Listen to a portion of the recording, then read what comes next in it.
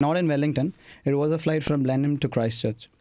So it was 18-seater aircraft. As usual, screening is not required. പക്ഷേ അതിൻ്റെ അകത്ത് ഒരു പുള്ളിക്കാരി അതിൻ്റെ അകത്ത് പൈലറ്റ്സിനെ അറ്റാക്ക് ചെയ്യാൻ ശ്രമിച്ചു. പുള്ളിക്കാരിക്ക് ആ എയർക്രാഫ്റ്റ് ഓസ്ട്രേലിയയിൽ കൊണ്ടുപോകണം എന്നുള്ളൊരു ഡിമാൻഡായിരുന്നു. Obviously it is impossible because it was not smaller aircraft than an ATR. It was an 18-seater. പക്ഷേ പൈലറ്റ് ആൻഡ് കോ പൈലറ്റ് ഇടപെട്ട് പുള്ളിക്കാരനെ ഇത് ചെയ്തിട്ട് aircraft was safely landed in Christ and she was sentenced. എന്ത് course ചെയ്ത് കഴിഞ്ഞാലും airport jobs try ചെയ്യാം. Entry level jobs കിട്ടിയിട്ട് പിന്നെ കയറി പോകാനായിട്ട് ബെസ്റ്റ് ഓപ്പർച്യൂണിറ്റിയാണ് ന്യൂസിലൻഡ്. ഇന്ത്യയിൽ നിന്ന് കുട്ടികൾക്ക് ഇവിടെ പഠിക്കാൻ വരുന്നവർക്കും ബാച്ചിലേഴ്സ് ഇൻ ഏവിയേഷൻ പഠിച്ച് ഇപ്പം ഈ ലാസ്റ്റ് ഞാൻ ട്രെയിൻ ചെയ്ത 2 സ്റ്റാഫ് എന്ന് പറയുന്നത് ഇന്തോനേഷ്യയിൽ നിന്നും മലേഷ്യയിൽ നിന്നും ഉള്ളവരാണ്. അവർ ബാച്ചിലേഴ്സ് ഇൻ ഏവിയേഷൻ ചെയ്തിട്ട് അവരിപ്പോൾ പഠിച്ചിറങ്ങിയതുള്ളൂ. അവരുടെ ഗ്രാജുവേഷൻ 2 മാസം മുമ്പായിരുന്നു. അപ്പം അവരിപ്പം കൺട്രോളറായിട്ടും ഒരാൾ എയർ സൈഡ് സ്റ്റാഫായിട്ടും കയറിയിട്ടുണ്ട്. അത് അവിടുത്തെ എൻട്രി ലെവൽ ജോബാണ്. അന്ന് മഴയുണ്ടായിരുന്നു. Runway condition was completely wet and എയർക്രാഫ്റ്റിൻ്റെ വൈപ്പർ പോലും വർക്ക് ചെയ്യുന്നില്ലായിരുന്നു. പിന്നെ ലാൻഡ് ചെയ്ത ഡയറക്ഷൻ ആക്റ്റീവ് റൺവേ എന്ന് പറയുന്നത് always an aircraft takes off and lands against the wind. പക്ഷേ അന്നത്തെ സംഭവത്തിൽ വിൻഡിൻ്റെ എഗൻസ്റ്റ് അല്ല, വിൻഡിൻ്റെ ഡയറക്ഷനിൽ തന്നെയാണ് എയർക്രാഫ്റ്റിൻ്റെ റൺവേ ആക്ച്വലി ക്ലിയറൻസ് കൊടുത്തത്. സോ ഇതെല്ലാം ആഡഡ് ഫാക്ടർ ആയിരുന്നു for that incident to happen. നമസ്കാരം, ഞാൻ സിന്ധു പുന്നൂസ്. നമ്മുടെ മലയാളം FM-ൻ്റെ അറിഞ്ഞതും അറിയാത്തതും എന്ന അഭിമുഖ പരമ്പരയുടെ പുതിയൊരു അധ്യായത്തിലേക്ക് എല്ലാവർക്കും സ്വാഗതം. ആകാശത്തിൽ ലോഹപക്ഷികളെപ്പോലെ പറന്ന് നടക്കുന്ന വിമാനങ്ങൾ കാണുമ്പോൾ നമുക്ക് തോന്നാറുണ്ട്, ഇത് കൂട്ടിമുട്ടുമോ? അതുപോലെ തന്നെ യാത്ര ചെയ്യുമ്പോൾ എത്ര സുഗമമായിട്ടാണ് ഫ്ലൈറ്റ് ടേക്ക് ഓഫും ലാൻഡ് ചെയ്യുന്നതെന്നും സാധാരണക്കാരായ നമ്മുടെ സേഫ്റ്റി എങ്ങനെയാണ് എയർപോർട്ടും അതിലുള്ള ഉദ്യോഗസ്ഥരും എൻഷുർ ചെയ്യുന്നതെന്നും എല്ലാം നമുക്ക് വിശദമായി പറഞ്ഞു തരുവാനായിട്ട് ഇവിടെ ന്യൂസിലൻഡിൽ വില്ലിംഗ്ടൺ എയർപോർട്ടിൽ ഓപ്പറേഷൻസ് പ്രോസസ് മാനേജറായി ജോലി ചെയ്യുന്ന ജേക്കബ് ജോർജാണ് സ്റ്റുഡിയോയിൽ ഗസ്റ്റായിട്ട് എത്തിയിരിക്കുന്നത്. സ്വാഗതം ജേക്കബ് നമ്മുടെ ഷോയിലേക്ക്. താങ്ക് യു ചേച്ചി. പ്രോഗ്രാമിലേക്ക് ക്ഷണിച്ചതിൽ വളരെയധികമായ സന്തോഷമുണ്ട്. എന്നെക്കൊണ്ടാവുന്ന എല്ലാ രീതിയിലുള്ള കാര്യങ്ങൾ അറിയിക്കാനും പറഞ്ഞു തരാനുമായിട്ടുള്ള ഒരു ഓപ്പർച്യൂണിറ്റി ഉപയോഗിക്കുന്നത്. ആക്ച്വലി ജേക്കബിൻ്റെ ടൈറ്റിൽ ഓപ്പറേഷൻസ് പ്രോസസ് മാനേജറാണ്. ഈ ഒരു ജോലിക്കടിയിൽ വരുന്ന കാര്യങ്ങൾ എന്തൊക്കെയാണ്? ഒരു 1 day ഇൻ യുവർ പ്രൊഫൈൽ എന്താണ്? ഒരു ഓപ്പറേഷൻസ് പ്രോസസ് മാനേജർ എന്ന് പറയുമ്പോൾ actually first of all operations എന്താണെന്ന് മനസ്സിലാക്കണം. അപ്പം ആൾക്കാർക്ക് ട്രാവൽ ചെയ്യുന്നവർക്ക് മനസ്സിലാകുന്ന ഒരു ഫ്രണ്ട് എൻഡ് ഓഫ് ട്രാൻസ്പോർട്ടേഷൻ. അപ്പം എയർപോർട്ടിൻ്റെ ഫ്രണ്ട് എൻഡ് ഓഫ് അതിനെയാണ് ഓപ്പറേഷൻസ് എന്ന് പറയുന്നത്. അപ്പം ഓപ്പറേഷൻസ് പ്രോസസ് മാനേജർ എന്ന ഞങ്ങളുടെ നിലയിൽ ഞങ്ങൾ അതിൻ്റെ ബാക്ക് എൻഡിൻ്റെ എല്ലാ സപ്പോർട്ടും ചെയ്യുന്നൊരു ഡിപ്പാർട്ട്മെൻറ്റാണ്. അപ്പോൾ വെല്ലിംഗ്ടൺ എയർപോർട്ടിൽ അതെന്താണ് ചെയ്യുന്നത് പറഞ്ഞു കഴിഞ്ഞാൽ ഞങ്ങൾക്ക് എയർ സൈഡ് ഓപ്പറേഷൻസ് ഉണ്ട്, ലാൻഡ് സൈഡ് ഓപ്പറേഷൻസ് ഉണ്ട്, ടെർമിനൽ ഓപ്പറേഷൻസ് ഉണ്ട്. അപ്പോൾ അതിനെ അങ്ങനെയാണ് ഞങ്ങൾ വേർതിരിച്ച് വെച്ചിരിക്കുന്നത്.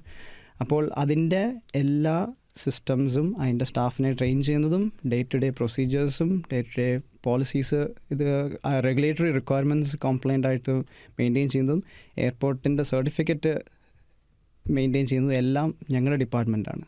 അപ്പം ഒരു ചെറിയൊരു ഡിപ്പാർട്ട്മെൻറ്റാണ്, പക്ഷേ ഒരുപാട് കാര്യങ്ങൾ ചെയ്യേണ്ടതാണ്. ഞങ്ങളാണ് സ്റ്റാഫിനെ ട്രെയിൻ ചെയ്യുന്നതും അങ്ങനെ പല അതൊരു എന്താ പറയുക ഒരുപാട് കാര്യങ്ങൾ ഞങ്ങളുടെ ഡിപ്പാർട്ട്മെൻറ്റിൽ ചെയ്യുന്നുണ്ട്. അത് നിങ്ങളുടെ ഡിപ്പാർട്ട്മെന്റ് എന്ന് പറയുമ്പോൾ ATC എയർ ട്രാഫിക് കൺട്രോൾ ആണോ ഡിപ്പാർട്ട്മെന്റിന്റെ പേര്?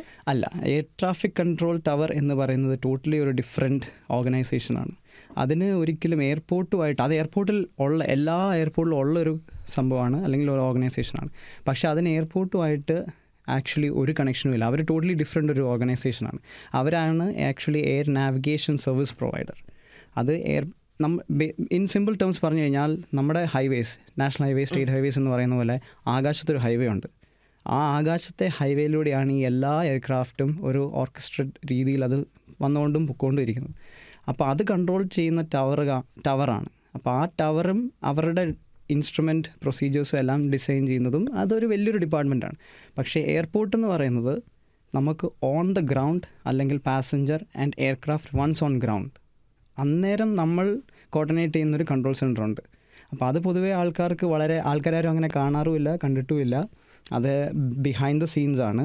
അപ്പം ഈ സിമ്പിളായിട്ട് പറയുവാണെങ്കിൽ നിങ്ങളുടെ ബോർഡിംഗ് പാസിൽ കാണുന്നൊരു ബോർഡിംഗ് ഗേറ്റ് നമ്പർ, അത് നിങ്ങൾ കാണുമ്പോൾ ഗേറ്റ് നമ്പർ ഉണ്ടെന്ന് മാത്രമേ കാണുള്ളൂ. പക്ഷെ അത് എങ്ങനെ അവിടെ വന്നു എന്നുള്ളത് കൺട്രോൾ സെൻറ്ററിൽ എയർപോർട്ട് ഓപ്പറേഷൻസ് കൺട്രോൾ സെൻറ്റർ, അതിന് പല പല പേരുകളിൽ പല പല എയർപോർട്ടുകൾ അറിയാറുണ്ട്.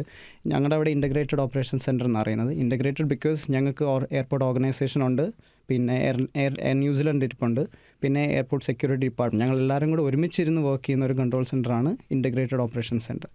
So basically anything on ground related to the airport, airlines flying in, airlines flying out, എല്ലാം കോർഡിനേറ്റ് ചെയ്യുന്ന ഒരു കൺട്രോൾ സെൻറ്റർ.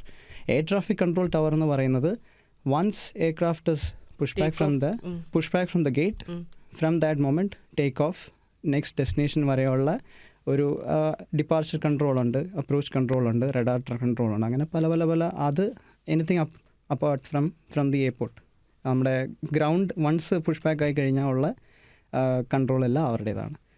അതിൽ നിന്ന് മനസ്സിലാകുന്നത് എയർക്രാഫ്റ്റ് ടേക്ക് ഓഫ് ചെയ്യുന്നതിന് മുമ്പുള്ള കംപ്ലീറ്റ് സേഫ്റ്റിയും സെക്യൂരിറ്റിയും എൻഷുർ ചെയ്യുന്നത് നിങ്ങളുടെ ഡിപ്പാർട്ട്മെൻറ്റാണ്. അതിനകത്ത് എന്തൊക്കെ കാര്യങ്ങളാണ്? ഇപ്പം നിങ്ങൾ ബോർഡിങ്ങിനെ കുറിച്ച് പറഞ്ഞു. എങ്ങനെയാണ് ബോർഡിങ്ങിൻ്റെ ടൈമിൽ പാസഞ്ചേഴ്സിൻ്റെ സേഫ്റ്റിയും സെക്യൂരിറ്റിയും? അപ്പം എയർപോർട്ടിൻ്റെ ജുറിസ്ഡിക്ഷനിൽ വരുന്നൊരു സംഭവമാണ് സെക്യൂരിറ്റി എന്നുള്ളത്. അപ്പോൾ സെക്യൂരിറ്റി ഒബിയസ്ലി പാസഞ്ചേഴ്സ് കാണുന്നത് അവിടെ സെക്യൂരിറ്റി ഏജൻസ് ഉണ്ട്, സെക്യൂരിറ്റി സ്റ്റാഫ് ഉണ്ട്, ഓഫീസേഴ്സ് ഉണ്ട്, സ്ക്രീനിങ് പ്രോസസ്സ് ഉണ്ട്, എല്ലാം ഉണ്ട്. അത് ഇവിടുത്തെ ഗവൺമെൻറ് ഏജൻസി, ഏവിയേഷൻ്റെ ഗവൺമെൻറ് ഏജൻസിയുടെ അണ്ടറിലുള്ള സ്റ്റാഫാണ്. പക്ഷേ at the end of the day airport ഓപ്പറേഷൻസിന് സെക്യൂരിറ്റി മാനേജ്മെൻറ്റ് ഉണ്ട്. ഞങ്ങൾക്ക് ഞങ്ങളുടേതായ പ്രൊസീജിയേഴ്സ് ഉണ്ട്. എല്ലാ എയർപോർട്ടിനും സെക്യൂരിറ്റി ഉണ്ട്. അതിൻ്റെ അകത്ത് ആക്സസ് കൺട്രോൾ സിസ്റ്റം ഉണ്ട്, നമുക്ക് പ്രോക്സിമിറ്റി കാർഡ്സ് ഉണ്ട്, എല്ലാ ഡോറിലും ആക്സസ് സ്വൈപ്പ് റീഡേഴ്സ് ഉണ്ട്. അപ്പം properly the infrastructure, airport as an infrastructure നമ്മളാണ് എല്ലാം ഹാൻഡിൽ ചെയ്യേണ്ടതും മാനേജ് ചെയ്യേണ്ടതും. അപ്പോൾ അതിൽ നിന്ന് ഒരുപാട് റെസ്ട്രിക്ഷൻസും നമുക്ക് ഓരോ ഏജൻസിയുടെ റെസ്പോൺസിബിലിറ്റി അനുസരിച്ചും അവരെന്ത് ജോബാണ് അവിടെ ചെയ്യുന്നത്, എന്താണ് അവരുടെ ടാസ്ക് ഫോർ ദ ഡേ അനുസരിച്ച് നമ്മൾ കാർഡ് പ്രോഗ്രാം ചെയ്തിട്ടുണ്ട്. അപ്പം എല്ലാ ഡോറിലൂടെ എല്ലാവർക്കും ട്രാവൽ ചെയ്യാൻ പാസ് ചെയ്യാൻ പറ്റത്തില്ല. അപ്പം സെക്യൂരിറ്റി ഒരു ഡിപ്പാർട്ട്മെൻറ്റാണ്. അതുപോലെ തന്നെ സേഫ്റ്റി, എയർപോർട്ടിൽ എന്തെല്ലാം ഇഷ്യൂസ്, ഈ സെക്യൂരിറ്റിയെക്കുറിച്ച് പറയുമ്പോൾ തന്നെ പറയാനുള്ളത് സെക്യൂരിറ്റി ഇൻസിഡൻസ് എന്തൊക്കെ അവിടെ സംഭവിക്കുന്നുണ്ട്. ഇതെല്ലാം ഈ കൺട്രോൾ സെൻറ്ററിൽ നിന്നും CCTV വെച്ച് ഞങ്ങൾക്ക് അറൗണ്ട് 600+ CCTVs ഉണ്ട്. ഇതെല്ലാം ലൈവ് മോണിറ്റേർഡ് ആണ്. അപ്പം എന്തെങ്കിലും ഇൻസിഡൻസ് ഉണ്ടെങ്കിൽ അപ്പം തന്നെ നമ്മുടെ അടുത്ത് റിപ്പോർട്ട് ചെയ്യും.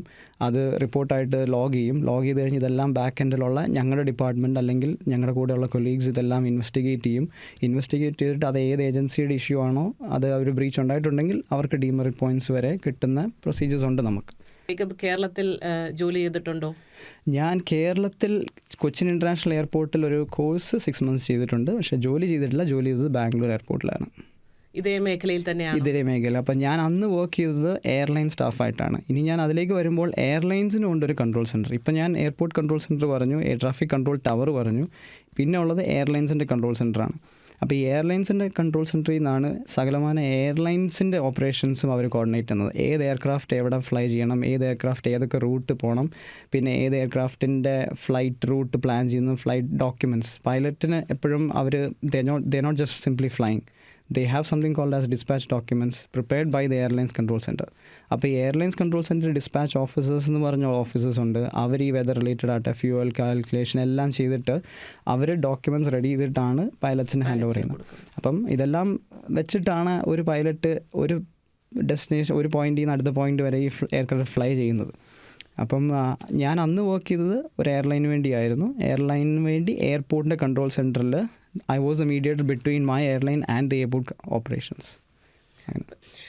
ഇപ്പോൾ എൻ്റെ മനസ്സിലോട്ട് ഓർമ്മ വരുന്നത് കാണ്ഡഹാറിലെ ഹൈജാക്കാണ്. എനിക്ക് തോന്നുന്നു ഏവിയേഷൻ ഇൻഡസ്ട്രി തന്നെ ഒരിക്കലും മറക്കാനാവാത്ത ഒരു സംഭവമായിരുന്നു. എന്തുകൊണ്ടായിരിക്കാം ഇത്രയധികം മെഷേഴ്സ് എല്ലാം നമ്മുടെ രാജ്യത്തുണ്ടായിട്ടും എന്തുകൊണ്ടായിരിക്കും അത് സംഭവിച്ചതെന്ന് ജേക്കബിന് ഇപ്പം തോന്നുന്നു? ചേച്ചി പറഞ്ഞതിൽ ഇപ്പം മെഷേഴ്സ് ഉണ്ട്. പക്ഷേ 1999 ആ ഇൻസിഡൻറ്റ് നടക്കുന്നത്. അന്ന് ആ മെഷേഴ്സ് ഉണ്ടായിരുന്നോ എന്നുള്ളതാണ് ഫസ്റ്റ് ചോദ്യം. സെക്കൻഡ് തിങ്, അതിനുശേഷമാണ് 9/11 ഉണ്ടായത്. അപ്പം security is always an evolving process. നമ്മൾ ഓരോ ഇൻസിഡൻസിൽ നിന്ന് എന്ത് പഠിക്കുന്നു, always there will be findings. ഒരു ഇൻസിഡൻറ്റ് വന്നു, investigation, the third thing is finding. So based on findings security process നമ്മൾ മോഡിഫൈ ചെയ്യുന്നതാണ്. അപ്പോൾ 1999 obviously security was not as high as now days. അന്ന് ഈ ഇൻസിഡൻറ്റ് നടക്കുന്നത് starting airport is Nepal, Kathmandu. And അന്ന് അവർക്ക് അറിയാമായിരുന്നു അത് ഏറ്റവും വീക്കസ്റ്റ് ലിങ്ക് ഉള്ളൊരു എയർപോർട്ടാണ്. അവിടുന്ന് എന്ത് വേണമെങ്കിലും സ്നീക്ക് ഇൻ ചെയ്യാം, അല്ലെങ്കിൽ അതിൻ്റെ അകത്തൂടെ സെക്യൂരിറ്റി ബ്രീച്ച് ചെയ്യാം എന്നുള്ള ഉറപ്പുണ്ടായിരുന്നുകൊണ്ടാണ് ആ എയർപോർട്ട് അവർ ചൂസ് ചെയ്തത്. സോ എല്ലാവരും അത് ആ എയർ ഇന്ത്യ അല്ലെങ്കിൽ ഇന്ത്യൻ എയർലൈൻസ് ഫ്ലൈറ്റ് ആണെങ്കിൽ ഹൈലൈറ്റ് നിൽക്കുന്നതെങ്കിലും അത് എവിടെ നിന്നാണ് സ്റ്റാർട്ട് ചെയ്തതെന്നുള്ളതും കൂടെ നോക്കണം. പക്ഷേ അന്ന് ഒബ്വിയസ്ലി സെക്യൂരിറ്റി ഇന്നത്തെ പോലെ അത്രയും സ്ട്രിക്റ്റ് അല്ല. പക്ഷേ ഓൾ ദീസ് ഇൻസിഡൻസ് ഈവൻ അതിലേക്ക് വരുവാണെങ്കിൽ നമ്മൾ എന്തുകൊണ്ടാണ് 100 ml ലിക്വിഡിൻ്റെ റെസ്ട്രിക്ഷൻ വരുന്നത്? അതിനൊരു റീസൺ ഉണ്ട്. കാരണം ലിക്വിഡ് എക്സ്പ്ലോസീവ്സ് ഉണ്ടാക്കാനായിട്ട് പല കൈൻഡ്സ് ഓഫ് ലിക്വിഡ്സ് ഒരേ രീതിയിൽ കൊണ്ടുപോയി എയർക്രാഫ്റ്റിൻ്റെ അകത്ത് ഉണ്ടാക്കുന്ന ഒരു ഇൻസിഡൻറ്റ് നടന്നില്ല. അത് നടക്കുന്നതിന് മുമ്പ് തന്നെ അത് കണ്ടുപിടിച്ചു. അത് യൂറോപ്പിലെ ഏതൊരു രാജ്യത്തായിരുന്നു. അതിൽ നിന്നാണ് അത് ഇവോൾവ് ആയത്. So it's always N evolving process. ഇന്നും അല്ലെങ്കിൽ നാളെയും പുതിയ എന്തോ ഒരു സംഭവം നടക്കും. നടക്കുമ്പോൾ അതിൻ്റെ ഇൻവെസ്റ്റിഗേഷൻ എന്താണോ ഫൈൻഡിങ്സ് അതിനനുസരിച്ച് സെക്യൂരിറ്റി പ്രോസസ് ഓൾവേസ് ഇംപ്രവൈസ് ചെയ്തുകൊണ്ടേയിരിക്കാം. അതുപോലെ തന്നെ ഞാൻ ശ്രദ്ധിച്ചിട്ടുണ്ട് ചെറിയ ചെറിയ എയർപോർട്ടുകളിൽ, ഇപ്പം നമ്മുടെ വാങ്കനൂയി പോലത്തെ എയർപോർട്ടിൽ ATR ഫ്ലൈ ചെയ്യുന്ന സ്ഥലത്ത് ഈ പറയുന്ന സെക്യൂരിറ്റി ചെക്സ് ഒന്നും കാണാനില്ല. നമ്മൾ സ്ട്രെയിറ്റ് വോക്ക് ഇൻ ചെയ്യുക. അത് വളരെ ശരിയാണ്. അത് ന്യൂസിലൻഡിലെ മാത്രം നടക്കുന്നൊരു ഇതാണ്. കാരണം New Zealand, we all are fortunate. ന്യൂസിലൻഡിലെ security threat level, they are always monitoring it. It is actually low, so we are all fortunate for that. So it's as per the regulatory agency, Civil Aviation Authority ide idansarichu 90 seats or less, aircraft with seating capacity of 90 seats or less, avarku baggage screeningum idum mandatory alla. Anything above that ആണ്. അപ്പം so obviously if you are traveling on an Airbus 320 or Boeing 737 like domestic sectors, it will be screened. So അതാണ് അതിൻ്റെ actually logic. So we all are fortunate that we are in New Zealand.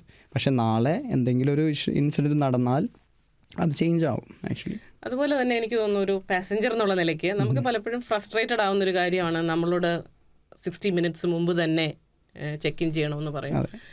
നമ്മൾ ഓടിയെത്തും 1 minute പോലും ചിലപ്പോൾ നമുക്ക് tolerance level കിട്ടാൻ chance ഇല്ല. അതുപോലെ തന്നെ ബോർഡിംഗ് ഗേറ്റിലും സ്ട്രിക്റ്റ് റൂൾസാണ്. ഇതിൻ്റെയൊക്കെ പുറകിൽ നമുക്കറിയാം നമ്മുടെ സേഫ്റ്റിക്ക് വേണ്ടിയാണ്, എന്നാലും ഇതിൻ്റെയൊക്കെ പുറകിൽ എന്തെങ്കിലും കാരണങ്ങളുണ്ടോ? ഉണ്ട്, ഒരുപാടുണ്ട്. അപ്പം ഇത് ഞാൻ എന്നെക്കൊണ്ടാകുന്ന രീതിയിൽ ഞാൻ എൻ്റെ ഫ്രണ്ട്സ് ആൻഡ് ഫാമിലിയോട് പറഞ്ഞ് മനസ്സിലാക്കാറുണ്ട് എന്തുകൊണ്ടാണ്. കാരണം പലർക്കും എൻ്റെ അറിവിലുള്ളവർക്കും അത് പറ്റിയിട്ടുണ്ട്.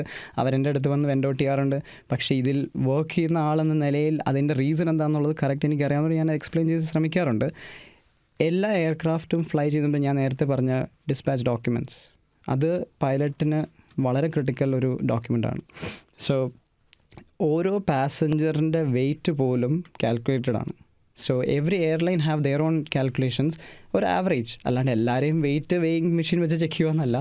ഒരു ആവറേജ് അഡൾട്ടിൻ്റെ വെയ്റ്റ് ഫോർ എക്സാമ്പിൾ 85 ആണ്. ഒരു എയർലൈനിൽ അങ്ങനെയാണ് കാൽക്കുലേഷൻ ചെയ്തുകൊണ്ടിരുന്നത്. Average adults weight is 85. ചൈൽഡിൻ്റെ weight 35 and infant is around 15 or it depends. So ഇതാണ് ഒരു base for calculation. So every single weight that is going on board an aircraft is to be calculated. So നിങ്ങൾ 60 minutes മുമ്പ് check in ചെയ്തില്ല എങ്കിൽ counter close ചെയ്തിട്ട് final figures computerised load control എന്ന് പറഞ്ഞ എയർലൈൻസിൻ്റെ control centre. For example ഒരു airline ഇപ്പം for example ദുബായിൽ നിന്ന് ഇവിടെ വരുന്ന എമിറേറ്റ്സ് എയർലൈൻസിൻ്റെ കമ്പ്യൂട്ടറൈസ്ഡ് ലോഡ് കൺട്രോൾ ഇരിക്കുന്നത് ദുബായിലെ കൺട്രോൾ സെൻറ്ററിലാണ്. അപ്പോൾ ഈ ചെക്ക് ഇൻ കൗണ്ടർ ഓക്ലൻഡിൽ ക്ലോസ് ആയാൽ മാത്രമേ അവർക്ക് ദുബായിൽ ഫൈനൽ ഫിഗേഴ്സ് എടുക്കാൻ പറ്റൂ. ഈ ഫൈനൽ ഫിഗേഴ്സ് എടുത്താൽ മാത്രമേ നിങ്ങളുടെ ബാഗ് ലോഡ് ചെയ്തിരിക്കുന്ന ക്യാൻസ് ഉണ്ട്, ഇതൊന്നും ചുമ്മാ ബാഗ് അങ്ങോട്ട് എടുത്ത് വെച്ച് അല്ലെങ്കിൽ ലോഡ് ചെയ്ത് കണ്ടെയ്നർ ലോഡ് ചെയ്യാൻ പറ്റത്തില്ല. ആ ഓരോ കണ്ടെയ്നറും ഒരു പസിൽ പോലാണ്. ഇത് എവിടെ പോകണം, ഓരോ ഏരിയയിൽ എത്രയാണ് അതിൻ്റെ മാക്സിമം വെയിറ്റ് കപ്പാസിറ്റി, ബാലൻസ്. നമ്മളിപ്പോൾ ഒരു സീസോ പോലെ എയർക്രാഫ്റ്റിനെ കാണുക, അത് ടിൽട്ട് ആവാതെ അത് ടേക്ക് ഓഫ് ചെയ്യുമ്പോൾ അതിൻ്റെ സെൻറ്റർ ഓഫ് ഗ്രാവിറ്റി എവിടെയാണെന്നുള്ളതനുസരിച്ച് ഇതിനെ ബാലൻസ് ചെയ്യുന്ന ഒരു ബാലൻസിങ് ഗെയിമാണ് അതിൻ്റെ ലോഡിങ്. ഇതെല്ലാം പ്ലാൻ ചെയ്യണമെങ്കിൽ 60 minutes മിനിമം ആക്ച്വലി. അപ്പോൾ 60 minutes ഇസ് നോട്ട് ഇനഫ്. ഇത് ആ ലോഡ് ഡോക്യുമെൻ്റ് ഉണ്ടെങ്കിൽ മാത്രമേ ആ എയർക്രാഫ്റ്റ് ഇവിടെ ലോഡ് ചെയ്യാൻ തുടങ്ങാൻ പറ്റത്തുള്ളൂ.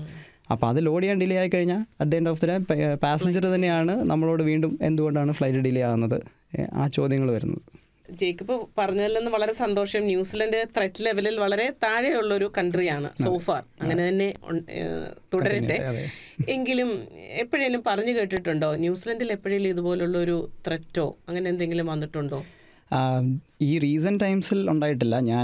ഞാൻ ഈ കഴിഞ്ഞ 6 years ആയിട്ടുണ്ട് ന്യൂസിലൻഡിൽ. പക്ഷേ ഇല്ല, അതിന് മുമ്പ് ഞാൻ ഇവിടെ വെല്ലിംഗ്ടൺ എയർപോർട്ട് ജോലിന് ശേഷം അറിഞ്ഞൊരു സംഭവം 2003 2003 or 2008 ചെറിയൊരു വൺ ഇൻസിഡൻറ്റ്, പക്ഷേ not in Wellington. It was a flight from Blenheim to Christchurch. So it was 18-seater aircraft. As usual screening is not required. പക്ഷേ അതിൻ്റെ അകത്ത് ഒരു പുള്ളിക്കാരി അതിൻ്റെ അകത്ത് പൈലറ്റ്സിനെ അറ്റാക്ക് ചെയ്യാൻ ശ്രമിച്ചു. പുള്ളിക്കാരിക്ക് ആ എയർക്രാഫ്റ്റ് ഓസ്ട്രേലിയയിൽ കൊണ്ടുപോകണം എന്നുള്ളൊരു ഡിമാൻഡായിരുന്നു. Obviously it is impossible because it was smaller aircraft than an ATR. It was an 18-seater. പക്ഷേ പൈലറ്റ് ആൻഡ് കോ പൈലറ്റ് ഇടപെട്ട് പുള്ളിക്കാരനെ ഇത് ചെയ്തിട്ട് aircraft was safely landed in Christchurch and she was sentenced actually. So but again the security threat was analysed at that time. It was just a stand alone incident. പുള്ളിക്കാരിയുടെ mental health was not fine. So it was just a stand alone incident and one off ആയിട്ട് അതങ്ങനെ continue ചെയ്തു. പിന്നെ അതിന് ശേഷം ഇതുവരെ touch wood nothing haven land. പക്ഷേ as I told you, it's always being monitored. It's always being monitored, security threat level. Even though not in New Zealand, Australia അല്ലെങ്കിൽ എവിടെയെങ്കിലും ചെറിയൊരു ഇത് ഇൻസിഡൻറ്റ് നടന്നു കഴിഞ്ഞാൽ they will always go on a higher threat level, I mean higher vigilance level. Yeah. എങ്ങനെയാണ് Jacob ഈ ഫീൽഡിലേക്ക് വരുന്നത്? ചെറുപ്പം മുതലേ ഒരു മൾട്ടി ടാസ്കിങ് സ്കില്ലുള്ള ആളായിരുന്നോ? അത് നല്ലൊരു ചോദ്യമാണ്. ഞാനും പലപ്പോഴും എന്നോട് തന്നെ ചോദിക്കാറുണ്ട് എങ്ങനെയാണ് ഞാൻ ഈ ഫീൽഡിൽ എത്തിയെന്നുള്ളത്. പക്ഷേ എനിക്ക് തോന്നുന്നു എൻ്റെ കുഞ്ഞുനാളിലെ ഒരു ആരോ എന്നോട് ഒരിക്കൽ ചോദ്യം, അല്ലെങ്കിൽ എന്നോടെന്നല്ല ജനറലി ചോദിച്ചൊരു ചോദ്യം, എയർക്രാഫ്റ്റിനെ കണ്ട് ഫാസിനേറ്റഡ് ആയിട്ട് അവരിങ്ങനെ, എന്നാൽ ഇത്രയും വെയിറ്റ് ഉള്ളൊരു സാധനം ഇത്രയും ആൾക്കാരെയും വെച്ച് ഇത്രയും ബാഗും ലോഡ് ചെയ്ത് എങ്ങനെ ഇത് ആകാശത്തേക്ക് പറന്നുയരുന്നു എന്നുള്ളൊരു ചോദ്യം എവിടെയോ എൻ്റെ കുഞ്ഞുനാളിൽ നിന്ന് എനിക്ക് ഓർമ്മയുണ്ട്. പിന്നെ എൻ്റെ പേരൻസ് വർക്ക് ചെയ്തുകൊണ്ടിരുന്നതെല്ലാം ട്രാവൽ ഏജൻസി സ്റ്റാഫായിരുന്നു. ഡയറക്റ്റ്ലി എയർപോർട്ടല്ല എങ്കിൽ പോലും അവർ വീട്ടിൽ ഒരുപാട് എയർലൈൻസിൻ്റെ കാര്യങ്ങളൊക്കെ പറഞ്ഞ് അങ്ങനെ മേ ബി അങ്ങനെ ആയിരിക്കണം. പക്ഷേ കുഞ്ഞുനാളിലോട്ട് എനിക്കറിയായിരുന്നു എനിക്ക് ഏവിയേഷനിലാണ് എത്തിപ്പെടേണ്ടതെന്ന് എനിക്കറിയാമായിരുന്നു. അങ്ങനെ അതാണ് എൻ്റെ ഓർമ്മ. അപ്പോൾ ഇത് ഏവിയേഷൻ എഞ്ചിനീയറിംഗ് ആണോ പഠിച്ചത്? അല്ല, ഞാൻ എല്ലാവരെയും പോലെ എഞ്ചിനീയറിംഗ് മെക്കാനിക്കലാണ് ചെയ്തത്. നമ്മൾ ആദ്യം വീട്ടുകാരെ ഹാപ്പി ആക്കി, നമ്മുടെ എല്ലാവരുടെയും വീട്ടുകാരുടെ ആഗ്രഹം അനുസരിച്ച് എഞ്ചിനീയറിംഗ് ചെയ്യുക എന്ന് പറഞ്ഞ പോലെ ഞാനും മെക്കാനിക്കൽ എഞ്ചിനീയറിംഗ് ചെയ്തു. ചെന്നൈയിലായിരുന്നു ചെയ്തത്, 4 വർഷം മെക്കാനിക്കൽ എഞ്ചിനീയറിംഗ്. അത് കഴിഞ്ഞ് ആസ് എൻ എഞ്ചിനീയർ ഞാൻ 2 വർഷം ദോഹ ഖത്തറിൽ ഓയിൽ ആൻഡ് ഗ്യാസ് ഇൻഡസ്ട്രിയിൽ വർക്ക് ചെയ്തു. പിന്നെ ഞാൻ കൊച്ചി എയർപോർട്ടിൻ്റെ ഒരു അക്കാഡമി ഉണ്ട്. അപ്പോൾ അവിടെ പോയി സംസാരിച്ചപ്പോൾ അവിടുത്തെ ഡയറക്ടറോട് സംസാരിച്ചപ്പോൾ പുള്ളി എനിക്ക് പറഞ്ഞു തന്നു, അത് ഒരു 6 months കോഴ്സൊക്കെ ചെയ്ത് എങ്ങനെയെങ്കിലും എൻട്രി ലെവൽ ജോബിലേക്ക് കയറി. എൻട്രി ലെവൽ ജോബിൽ കയറി കഴിഞ്ഞിട്ട് പിന്നെ once you showcase your talent then you can switch between departments. ഞാൻ 6 months ഒരു കോഴ്സിന് കൊച്ചി എയർപോർട്ടിൻ്റെ അക്കാഡമിയിൽ ഒരു കോഴ്സ് ചെയ്ത് അവിടെ നിന്ന് എനിക്ക് ആദ്യം ജെറ്റ് എയർവേസിൽ ജോലി കിട്ടി. 4 മാസം ഞാൻ ജെറ്റ് എയർവേസ് ജോലി ചെയ്തുള്ളൂ. ഞാൻ ആദ്യം തന്നെ വർക്ക് ചെയ്തത് മിസ് ഹാൻഡിൽഡ് ബാഗേജ് ഡിപ്പാർട്ട്മെൻറ്റാണ്. അത് ഏറ്റവും സത്യം പറഞ്ഞാൽ ചീത്തവിളി മാത്രം കിട്ടുന്നൊരു ഡിപ്പാർട്ട്മെൻറ്റാണ്. Then I got a job in ഇൻഡിഗോയിൽ കയറി. ഇൻഡിഗോയിലൊരു first few months I was a normal check-in staff and boarding gate staff and doing the ramp operations and all that. And then I told my manager I want to work for the control center as an airline staff. I mean, ഞാൻ നേരത്തെ പറഞ്ഞ പോലെ I was a mediator between IndiGo airlines and the airport company. സോ അന്ന് അവിടെ കയറി. പിന്നെ 2 years as a controller I was continuing over there. അവിടുന്ന് ഈ ഓപ്പറേഷൻസ് എല്ലാം പഠിച്ചു. അതെ, അത് നല്ലൊരു സ്കൂളായിരുന്നു ആക്ച്വലി. കാരണം അങ്ങനൊരു റോൾ ഇല്ല ആക്ച്വലി. ഇൻഡിഗോയിൽ ഒരു സ്പെസിഫിക് എയർപോർട്ട് ഓപ്പറേഷൻസ് കൺട്രോളർ എന്നൊരു റോളില്ല. അത് എയർലൈൻസ് കൺട്രോൾ സെൻ്റർ ഉണ്ട്, പക്ഷേ ഇതിനൊരു റോളില്ലായിരുന്നു. സോ കസ്റ്റമർ സർവീസ് ഓഫീസർ എന്ന റോളിൽ തന്നെ ഇരുന്നുകൊണ്ട് ദ സെയിം സാലറി വെച്ചിട്ട് നമ്മൾ കൂടുതൽ സ്ട്രെസ് ലെവൽ എടുക്കുകയാണ്. അപ്പോൾ അതിനുവേണ്ടി ഞങ്ങളെപ്പോലെ അല്ലെങ്കിൽ ഇഷ്ടമുള്ളവർ മാത്രമേ ആ ഒരു റോളിലേക്ക് we use to call that a hot seat എന്ന് പറഞ്ഞാൽ നമ്മൾ ഒരുപാട് മൾട്ടി ടാസ്ക് ചെയ്യണം, നമ്മൾ ഒരുപാട് സ്ട്രെസ് എടുക്കണം, ദ ഈവനിങ് എയർക്രാഫ്റ്റ് പ്ലാൻ ചെയ്യണം, അങ്ങനെ ഒരുപാട് കാര്യങ്ങൾ ചെയ്യേണ്ടതാണ്. പിന്നെ എയർപോർട്ട് അവരുടെ ആ ഒരു പ്രഷർ നമ്മൾ ഹാൻഡിൽ ചെയ്യാൻ റെഡി ആയിരിക്കണം. അപ്പം എനിക്ക് നല്ലൊരു എക്സ്പീരിയൻസ് എന്ന് പറഞ്ഞു കഴിഞ്ഞാൽ നല്ല രീതിയിൽ ഒറ്റയ്ക്ക് അതെല്ലാം പഠിക്കേണ്ടി വന്നു. അവരുടെ കയ്യിൽ നിന്ന് വഴക്കുകൾ കിട്ടിയും അല്ലെങ്കിൽ തെറ്റുകൾ ചെയ്തും അങ്ങനെ പഠിച്ചിട്ടാണ് ആ 2 years ഞാൻ കുറച്ച് എക്സ്പീരിയൻസ് ഗെയിൻ ചെയ്തത്. അവിടുന്ന് പിന്നെ ന്യൂസിലൻഡിലോട്ട് നേരിട്ട് വരികയായിരുന്നു? ഇല്ല, അതിന് ശേഷം ഞാൻ നേരത്തെ പറഞ്ഞ പോലെ എയർലൈൻസ് കൺട്രോൾ സെൻറ്ററിൽ ജോലി ചെയ്യണമെന്ന് ആഗ്രഹം ഉണ്ടായിരുന്നു. അപ്പം എനിക്ക് ഫ്ലൈറ്റ് ഡിസ്പാച്ച് ലൈസൻസ് എന്ന് പറഞ്ഞൊരു കോഴ്സ് ഉണ്ട്. അത് ഒരു ലൈസൻസാണ്, പൈലറ്റ് ഓൺ ഗ്രൗണ്ട് എന്നാണ് ആ ഒരു ഓഫീസറിനെ വിളിക്കുന്നത്. സോ നമ്മൾ ആക്ച്വലി ഒരു 3 months course, 3 months or 6 weeks depends നമ്മൾ എവിടെ ചെയ്യുന്നതനുസരിച്ചിരിക്കും. ആ കോഴ്സ് ചെയ്ത് കഴിഞ്ഞാൽ നമുക്ക് എയർലൈൻസിൻ്റെ കൺട്രോൾ സെൻറ്ററിൽ വർക്ക് ചെയ്യാം. എന്നിട്ട് ഞാൻ നേരത്തെ പറഞ്ഞ പോലെ ഫ്ലൈറ്റ് ഡിസ്പാച്ച് ഡോക്യുമെൻറ്റ്സ് അത് പ്രിപ്പയർ ചെയ്യുന്ന ഡിപ്പാർട്ട്മെൻറ്റും അതൊക്കെ ഡിസ്പാച്ച് ഓഫീസേഴ്സാണ്. അപ്പോൾ ആ കോഴ്സ് ചെയ്യണമെന്ന് വിചാരിച്ച് ഞാൻ US പോകാൻ വേണ്ടി ട്രൈ ചെയ്തു. അവിടെയും എൻജിനീയറിംഗ് ഒരു ഹിൻട്രൻസ് ആയിരുന്നു. US Embassy ഞാൻ ഇൻറ്റൻഡിങ് എമിഗ്രൻ്റ് ആണെന്ന് പറഞ്ഞ് എൻ്റെ വിസ റിജക്റ്റ് ചെയ്തു. US വിസ റിജക്റ്റ് ആയതുകൊണ്ടും അടുത്തത് എന്ത് എന്നുള്ള നെക്സ്റ്റ് ചോദ്യം വന്നപ്പോൾ എന്നാൽ പിന്നെ why not I'll do a full time master's degree in aviation, and I started applying for masters in aviation in Australia, New Zealand, Canada and UK. കിട്ടിയത് UK നിന്നും ന്യൂസിലൻഡിൽ നിന്നുമാണ്. അന്നത്തെ ഒരു ഓപ്പർച്യൂണിറ്റിയിൽ UK 3 months stay back അല്ല 6 months stay backേ ഉള്ളൂ. So the time wasn't enough to find a job or ഒരു safer option was New Zealand. So അങ്ങനെ ന്യൂസിലൻഡിൽ masters in aviation Massey university ചെയ്തു. And it was the worst year to pass out as an aviation master's degree holder because ഞാൻ പഠിച്ചിറങ്ങിയതും COVID struck. Yeah. The worst atmosphere in the aviation industry. Yes, and aviation was worst hit. ഞാൻ എൻ്റെ കുഞ്ഞുനാൾ തൊട്ടുള്ള ഓർമ്മകളിൽ അങ്ങനെ ഒരു photo കണ്ടിട്ടില്ല where aircrafts were parked and ഒരു എന്താ പറയുക ഒരു ഗ്രൗണ്ട് മൊത്തം എയർക്രാഫ്റ്റ് ഇങ്ങനെ അടുക്കി വെച്ചിരിക്കുന്ന ഒരു ഫോട്ടോ ഒരിക്കലും ഞാൻ കണ്ടിട്ടില്ല. സോ ഞാൻ പഠിച്ചിറങ്ങിയപ്പോൾ അതൊരു വലിയൊരു ഷോക്കായിരുന്നു. And I was like okay what next, ഒരു വല്ലാത്തൊരു സിറ്റുവേഷൻ ആയിരുന്നു അന്നേരം. But I kept trying.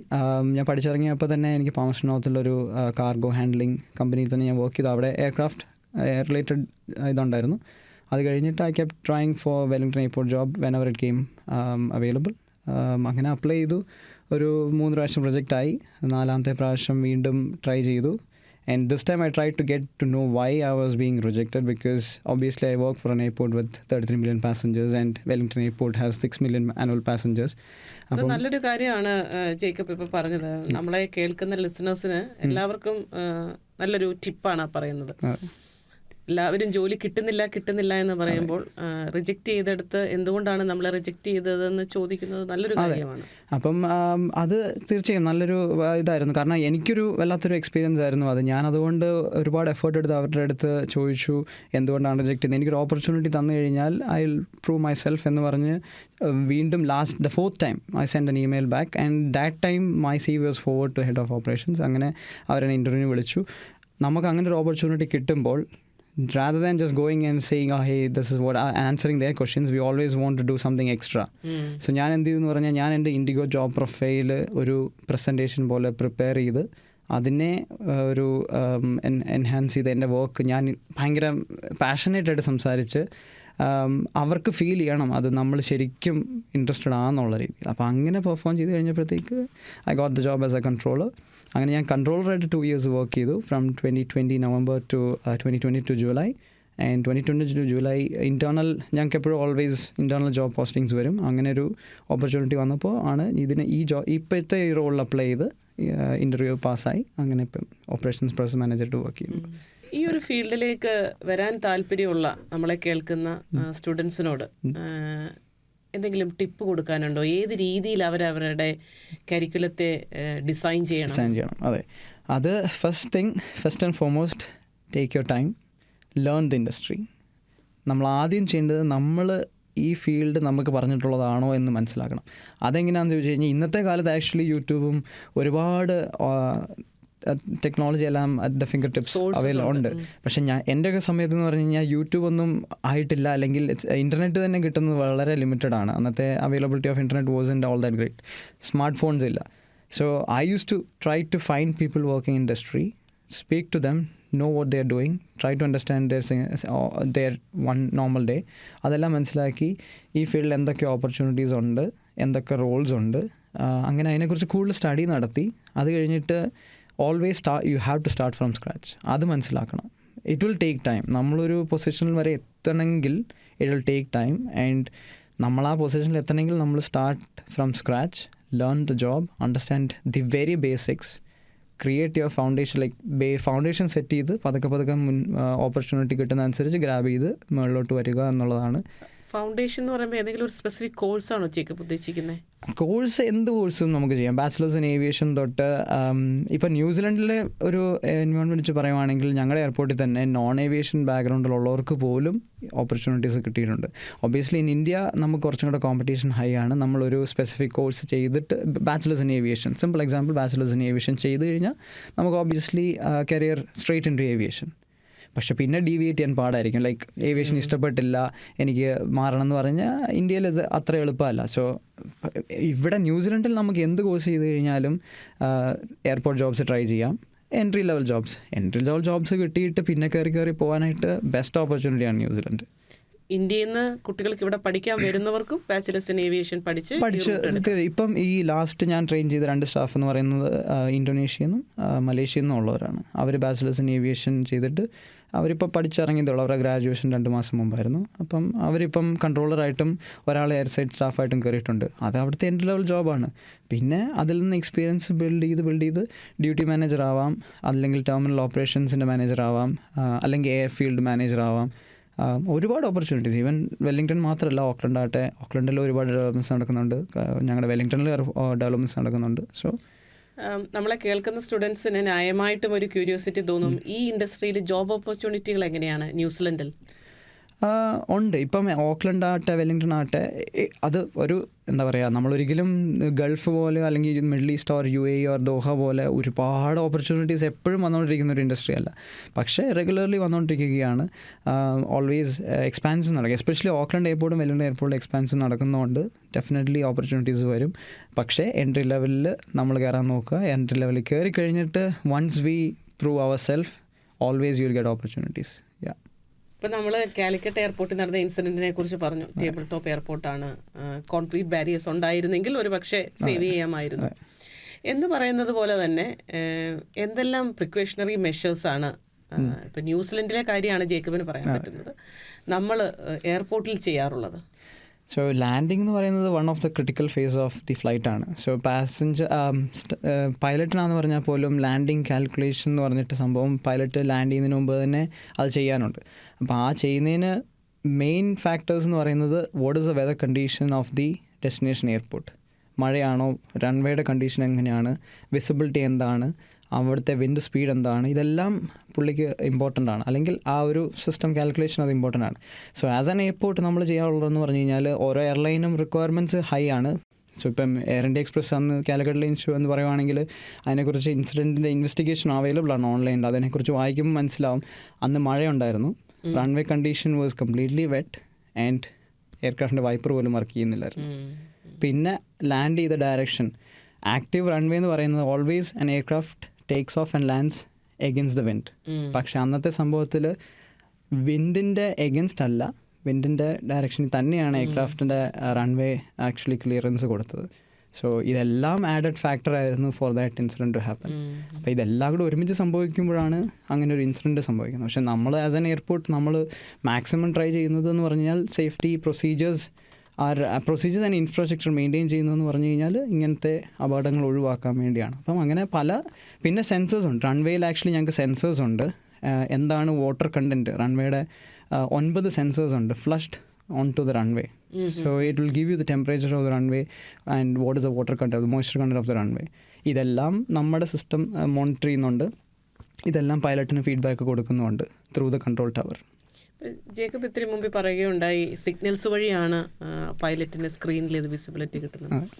ഇതും ഒരു പക്ഷേ എൻ്റെ ഒരു തെറ്റായ ചോദ്യമായിരിക്കാം, എങ്കിലും ഇതും നമ്മൾ ഫ്ലൈറ്റിൽ കയറുമ്പോൾ മൊബൈൽ ഓഫ് ചെയ്യണം എന്ന് പറയുന്നതും തമ്മിൽ എന്തെങ്കിലും റിലേഷൻ ഉണ്ടോ? Yes, again safety concern. ഇതെല്ലാം ഇപ്പം ആരെങ്കിലും മൊബൈൽ യൂസ് എന്ന് പറഞ്ഞ് ഫ്ലൈറ്റ് ക്രാഷ് ആവുമെന്ന് ചോദിച്ചു കഴിഞ്ഞാൽ അങ്ങനെ ഒരു പെർസ്പെക്റ്റീവ് ആരും മനസ്സിൽ വെക്കേണ്ട കാര്യമില്ല. പക്ഷേ റേഡിയോ സിഗ്നൽസ് ആണ് നമുക്ക് പൈലറ്റ് ഗ്രൗണ്ടുമായിട്ട് സംസാരിക്കുന്നത്. എല്ലാ റേഡിയോ കമ്മ്യൂണിക്കേഷനും സിഗ്നൽസാണ്.